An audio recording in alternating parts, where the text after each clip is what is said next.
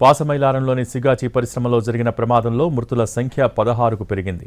Patancheru area hospital మార్చురీలో ప్రమాదంలో కార్మికుల మృతదేహాలను ఉంచారు. ఫోరెన్సిక్ నిపుణులు మృతదేహాలను గుర్తించే పనిలో ఉన్నారు. గాయపడ్డ వారిలో 11 మంది పరిస్థితి సీరియస్గా ఉండగా వారిలో తీవ్ర విషమంగా ఉన్న ముగ్గురిని అపోలో హాస్పిటల్కు తరలిస్తున్నట్టు ప్రభుత్వం ప్రకటించింది. మరోవైపు ప్రమాద స్థలంలో సహాయక చర్యలు కొనసాగుతున్నాయి.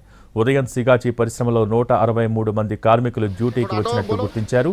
వారిలో చాలా మంది ఆచూకీ ఇంకా తెలియలేదు. వర్షం కారణంగా రెస్క్యూ ఆపరేషన్కు ఆటంకం కలిగింది. సహాయక చర్యల్ని మంత్రి దామోదర రాజనరసింహ పర్యవేక్షిస్తున్నారు. రేపు ఘటనా స్థలానికి వెళ్లనున్నారు ముఖ్యమంత్రి రేవంత్ రెడ్డి. సహాయక చర్యల్ని నిరంతరాయంగా కొనసాగించేందుకు, వాటిని పర్యవేక్షించేందుకు ఓ కమిటీ ఏర్పాటు చేసింది ప్రభుత్వం. సిఎస్ రామకృష్ణారావు ఆధ్వర్యంలో disaster management special CS, labour department principal secretary, health secretary, fire services additional డీజీలతో కమిటీ ఏర్పాటు చేశారు. ఇలాంటి ఘటనలు పునరావృతం కాకుండా చేపట్టాల్సిన చర్యల్ని సిఫార్సు చేసే బాధ్యతల్ని కమిటీకి అప్పగించారు.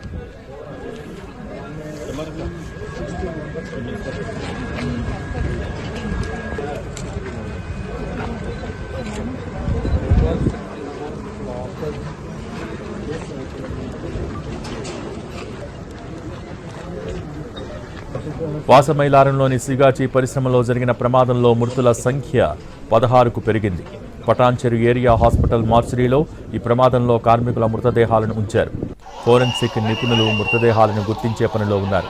గాయపడ్డ వారిలో 11 మంది పరిస్థితి సీరియస్గా ఉండగా వారిలో తీవ్ర విషమంగా ఉన్న ముగ్గురిని అపోలో హాస్పిటల్కు తరలిస్తున్నట్టు ప్రభుత్వం ప్రకటించింది.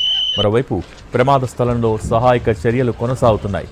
ఉదయం సిగాచి పరిశ్రమలో 163 మంది కార్మికులు డ్యూటీకి వచ్చినట్టు గుర్తించారు. వారిలో చాలా మంది ఆచూకీ ఇంకా తెలియలేదు. వర్షం కారణంగా రెస్క్యూ ఆపరేషన్కు ఆటంకం కలిగింది. సహాయక చర్యల్ని మంత్రి దామోదర రాజనరసింహ పర్యవేక్షిస్తున్నారు.